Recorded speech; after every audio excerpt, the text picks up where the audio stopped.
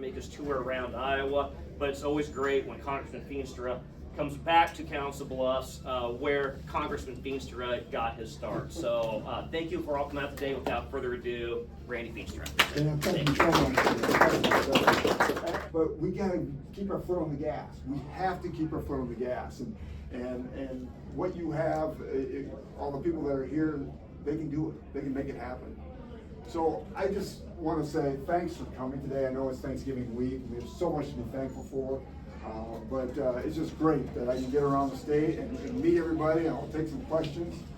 But I just want you to think about where we were a year ago, right? A year ago, we just got out of the elections. We didn't think we were going to take back the U.S. Senate, and we did. We kept the U.S. House, and we got Trump as our president, right? And we didn't know, all right, Trump is awesome, but what does this mean? What is it going to look like? Well, here we have 10 and a half months, 11 months later, we know what we got. We have shut down the border, literally shut down the border. There's no one coming in. We're holding countries accountable for taking advantage of us over decade and decade and decade.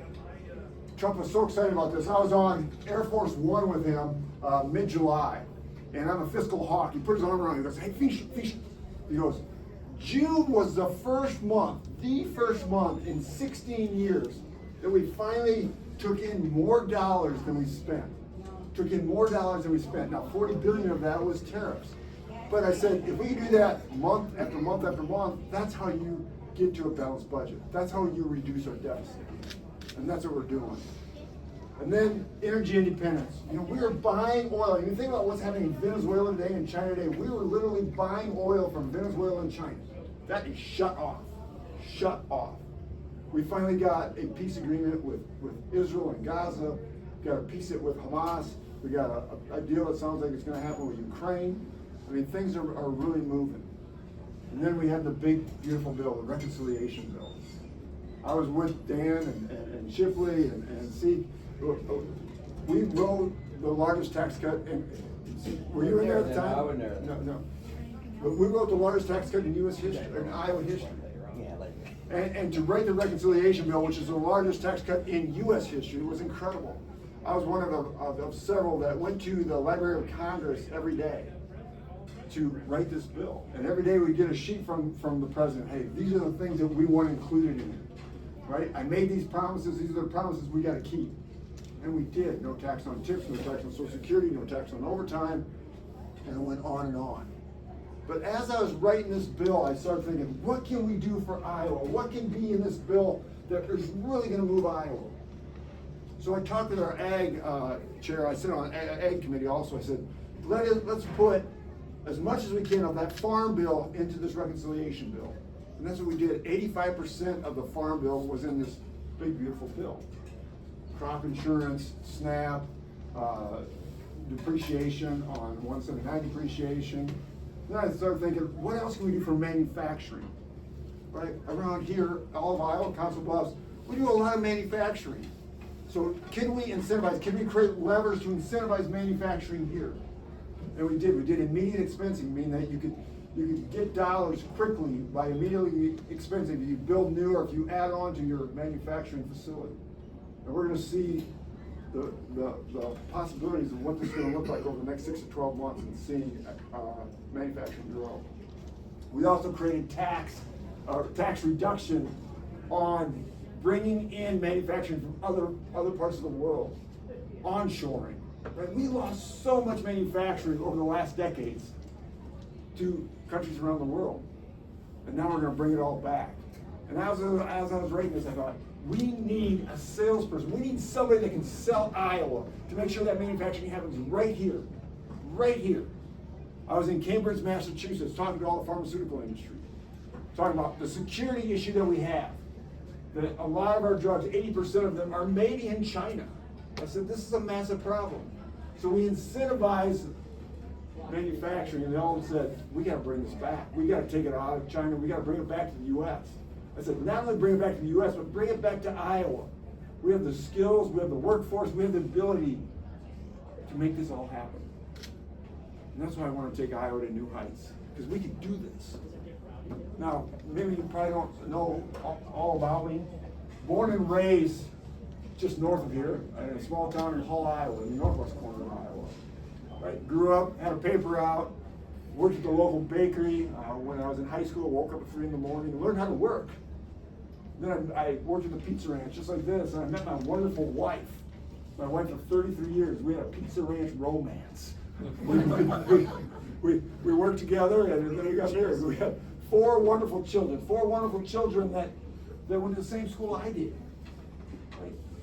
We live the American dream. We live the Iowa dream. We have to make sure all our kids do that. I worked at a local business that was sort of a sleepy business at the time. It was a children's novelty candy company.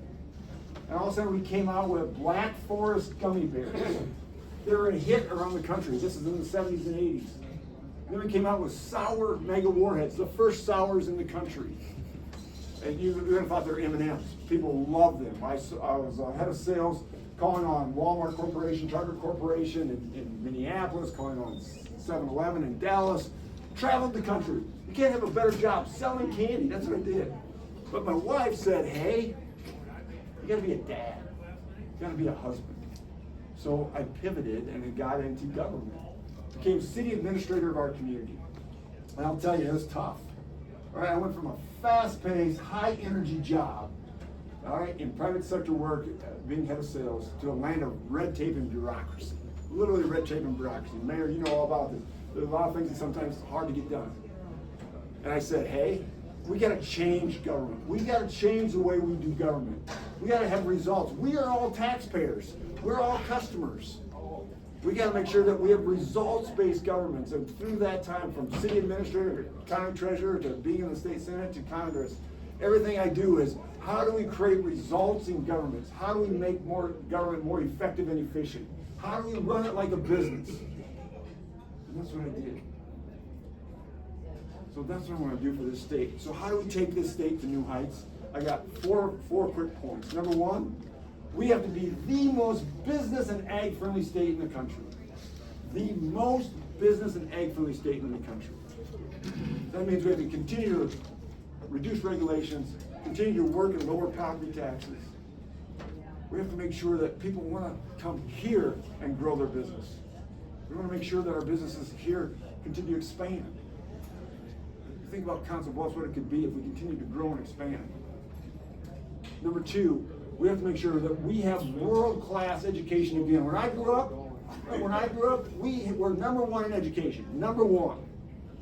Now we're in the 30s. That's unacceptable. We have to have world-class education, meaning that we teach math and science and history, and not teaching DEI and other political agendas. My parents were both teachers. My mom taught in the public school, my dad taught in the Christian school. My wife taught kindergarten for 25 years. It's personal to me. We've got to get education back to where it was decades ago. I look forward to working with the legislature on that. Number three, we all have kids. I have children. I have 4 children, like I said. We got to make sure that they live here. We have a brain drain. We have kids that go on out of high school and they leave our state. Or they go to a college, university, and they leave. We can't have that. We have to make sure they're anchored here. We have to make sure when they graduate from high school, that they graduate with a skill and a job waiting for them. We want them right here in Council Bluffs. We want to keep them here. And then finally, healthcare. Healthcare is so important to me. I was an EMT for 15 years, a volunteer EMT. And I saw firsthand what it means to help those that are hurting, whether it be a heart attack or stroke. I saw how important it was to make sure that ambulance showed up in minutes instead of hours. This is sort of happening in Iowa today. Scary stuff. I see women traveling 50 to 75 miles for maternal health care because our maternity units have closed. We're better than that. This is Iowa. We're going to change with President Trump. We're going to change the way we currently pay for health care. We're going to change to lower premiums. Obamacare didn't work. It literally did not work. So we have to change and make sure that the money is going to the person, and making sure that we lower the costs, still creating quality health care. So these are the 4 visionary points that I want to take Iowa to new heights. And working with the legislature to get it done. But finally, I just want to say this. There is a concern. There is a person running against me, a Democrat named Rob Sand. You have to know who he is. He said it was a bad idea when we lowered taxes. He said that was a mistake. Dramatically grew our state in the last decade, what we did. Years ago, he said he was an extreme liberal. Now he says, well, I'm not necessarily extreme liberal. No, when you say you're extreme liberal, that's who you are. We can't allow the state to be the next California or the next Illinois. We got it going right here, and we can take this thing to new heights. So that's what I want to do. That's why I want to lead. That's why I want to be governor. So thank you so much for coming today, and I can take any questions.